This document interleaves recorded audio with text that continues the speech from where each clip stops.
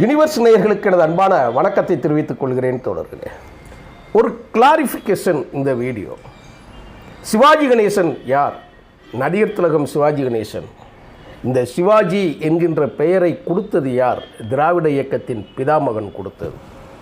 சிவாஜியை அடையாளப்படுத்தியது யார்? பலர் பலவிதமாக எப்படியோ சொல்லலாம். ஆனால் சினிமாவில் திராவிட இயக்கம் கொடுத்த கொடை அவர் ஆகையினால் அவரோடு சேர்ந்து திராவிட இயக்கமும் வளர்ந்தது என்று சொன்னால் இருவேறு கருத்து இல்லை. ஆனால் அவர் வளர்ந்த பிறகு அவரை தத்தெடுத்து கொண்டது காங்கிரஸில் இருந்த காமராஜர். தத்தெடுத்த குழந்தையை எப்படி தன்னுடைய குழந்தை போல் பாவித்து அவர்களுக்கு சம பங்கினை கொடுத்து உரிமை உள்ள பிள்ளையாக மாற்றாமல் தெருவில் விட்டது காங்கிரஸ். இது நான் சொல்லுகிறேன். இதை யாரும் மறுக்க முடியாது. சமீபத்தில் சிவாஜி கணேசனோட பிறந்த நாள் இப்போ நடந்தது இல்லையா? நடிகர் திலகத்தோட பிறந்த நாள் நடந்தது. அதில் ஃபில்மு டிஸ்ட்ரிபியூட்டர் இருப்பார் இல்லையா? சிவாஜி கணேசனுக்கு நெருக்கமான குடும்பத்தோடு இருக்கக்கூடிய இன்றும் வாழக்கூடிய முரளி சிவாஜிங்கிறவரோட ஒரு காணொளி. அவர் ஒரு ஸ்டேட்மெண்ட் கொடுக்குறார். என்ன ஸ்டேட்மெண்ட்னா, திராவிட இயக்கம் சிவாஜி கணேசனை வஞ்சித்து விட்டது, ஏமாற்றி விட்டது. பொருள் அதுதான். ஆனால் அது உள் அரசியல் இருந்தது அப்படின்னு சொல்கிறார். இது சிவாஜிக்கு தெரியலை, ஐயாவுக்கு இது தெரியலை, அதனால் அவர் பாதிக்கப்பட்டுட்டார் அப்படின்னு சொல்லி ரொம்ப கருணையாக பேசுகிறார். அவர் பேசும்போதே எப்படி பேசுகிறாருன்னு சொல்லி போயிட்டா, அவா ஏமாற்றிட்டா, இவோ ரொம்ப நல்லா இருந்தது, ஏமாற்றி போயிடுத்து வந்துடுத்துன்னு சொல்லி பேசினார். அப்போவே நினச்சேன் இது சரியான இதுதான். அப்போது சிவாஜி கணேசன் அவர்கள் இருந்தது தப்பான ஆள்கிட்ட, அவ்வளோதான் முடிஞ்சது. அதாவது பாருங்களேன், அவர் மறைஞ்சு இத்தனை வருஷம் கழித்த பிறகும் அவருடைய வாழ்க்கை நிறைவான வாழ்க்கை வாழ்ந்து முடிந்த பிறகும் என்ன சொல்கிறாருங்கிறது. இப்போ அது காரணம் சொல்லட்டுமா?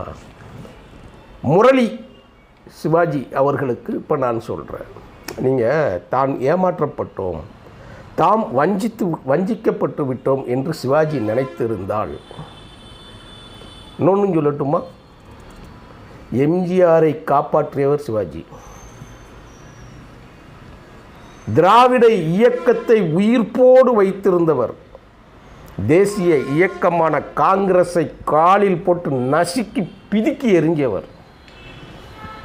அது ஒரு வீணா போன கட்சி, என் வாழ்க்கையை தொலைத்த கட்சின்னு சொன்னவர் யார் சொன்னது? நாங்கள் சொல்லலாம், சிவாஜி கணேசன் தான் சொன்னார். எப்போ சொன்னார்? அதான் ரொம்ப முக்கியம். உங்களுக்கு சொல்லட்டுமா, சிவாஜி கணேசன் திராவிட இயக்கம் அவரை ஏமாத்துச்சுங்கிறதுக்கு என்ன காரணம் சொன்னீங்க? சேலத்தில் நிதியளிப்பு கூட்டம் நடந்தது. அந்த நிதியளிப்பு கூட்டத்துக்கு அண்ணா பாராட்டு விழாவிற்கு கூப்பிடுவார் என்று நினைத்தார். ஆனால் கூப்பிடவில்லை. ஆனால் அந்த கணையாளியை எம்ஜிஆருக்கு போட்டார்கள், சிவாஜி கணேசனுக்கு போடவில்லை. மிகவும் வருத்தத்தில் இருந்தார். வருத்தத்தில் இருந்ததுனால இயக்குனர் பீம்சிங் கூட்டி சென்று திருப்பதி கோயிலுக்கு கூட்டி சென்று போய்விட்டார்.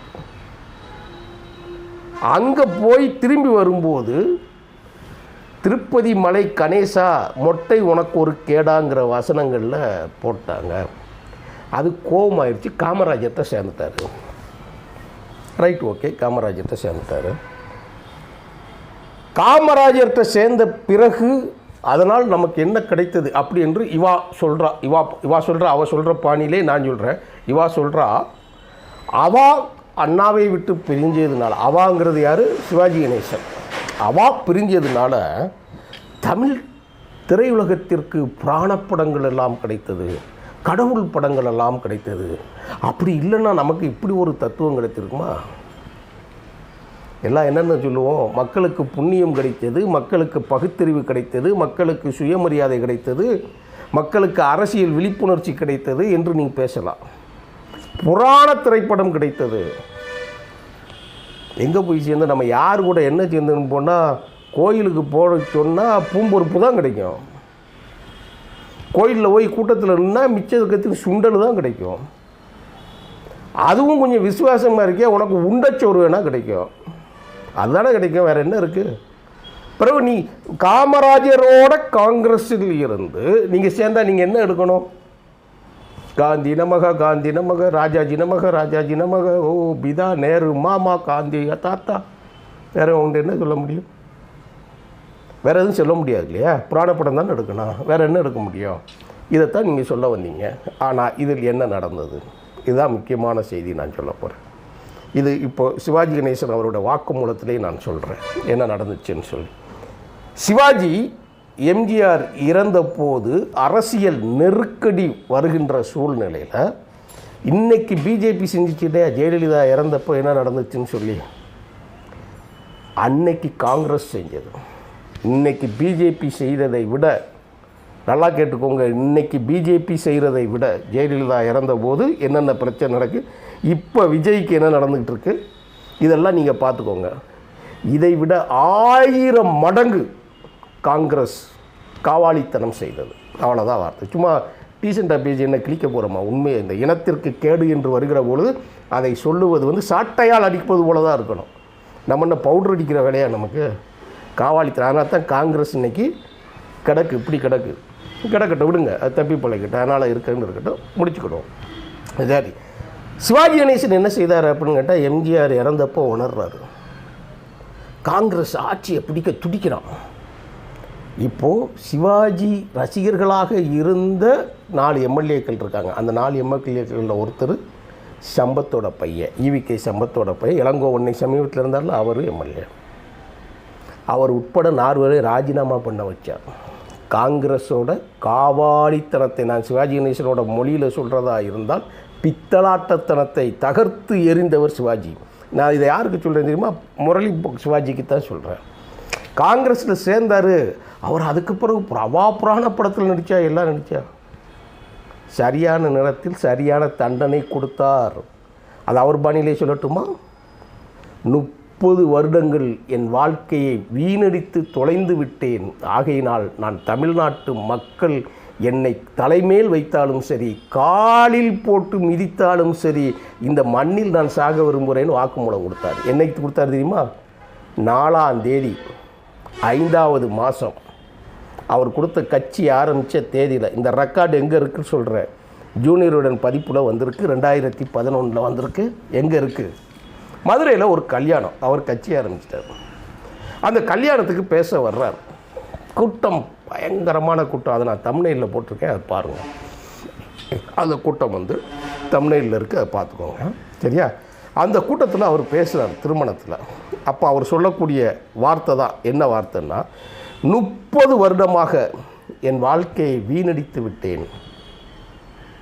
நம்மிடம் 3,60,000 வீர மறவர்கள், அதாவது அவருடைய ரசிகர் மன்றங்களில் இருக்கக்கூடியவங்க, 3,60,000 வீர மறவர்கள் நம்மிடம் இருக்காங்க, அதாவது தொண்டர்கள் நம்மிடம் இருக்கிறாங்க.